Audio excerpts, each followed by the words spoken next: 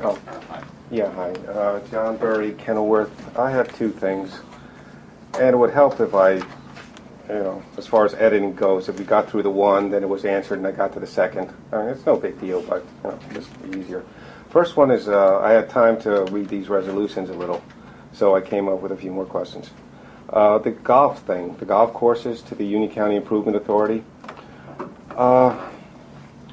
It's like a three-part thing. First, is that all-inclusive, like not only the courses, but the Red Knot, the banquet center, or whatever else they might be running over there?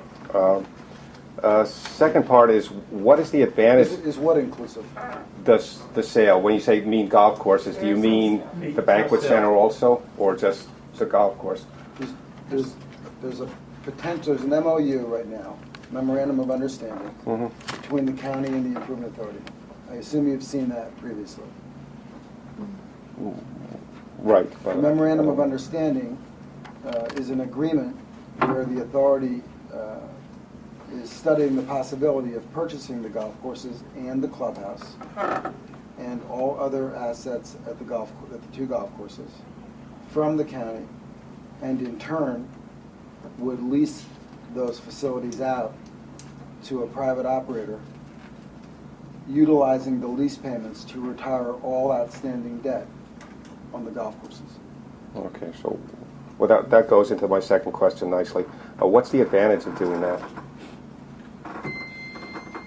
Right now, as you know, the county has incurred a significant expense to construct the clubhouse, to renovate and upgrade the golf course, and there's a significant amount of debt service associated with the improvements that have been made to Galloping Hill, to both courses actually.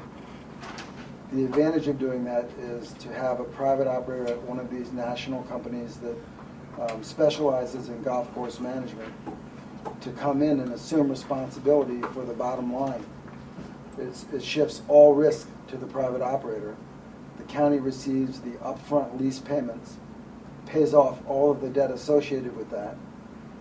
There's an obligation on the part of the lessee to keep the courses public, to keep rates and fees within certain limitations that would be set forth in the lease, and to keep the courses readily accessible to the residents and citizens of the county, while shifting all risk for the operations of golf, the restaurants, any associated golfing events at the catering hall, or anything at the clubhouse, to the private operator. They would be obligated to make those lease payments up front in advance, and then operate for their own bottom line, not for the county.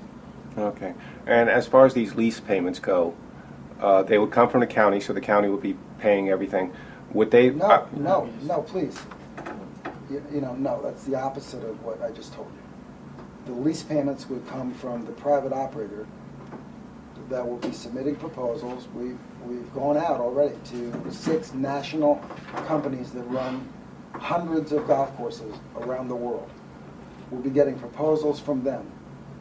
If it's acceptable to the Improvement Authority Board and to the freeholders, we will enter into agreements with them where they will make lease payments to the Improvement Authority, and in turn the Improvement Authority will pay off all of the debt associated with the golf courses.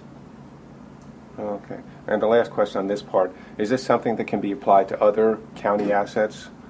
Or what county functions, that is, can... That model? Yeah, like Watchung Stables, Runnels, the Public Information Department, maybe some... The answer to that question, the short answer is yes, but you don't, every single market is different. Golf lends itself to this. I have no idea if Stables do or any other asset. It would have to be done on a case-by-case analysis.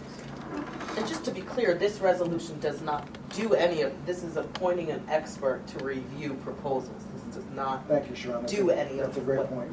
our council just described. What I was talking about was what the MOU talks about, Right. which is already in place. And what we're doing today, though, is moving that process along. Sharon, that's a great point. But I do want everybody to understand what we're studying and what we're examining. Sure. And Mr. Tato, who is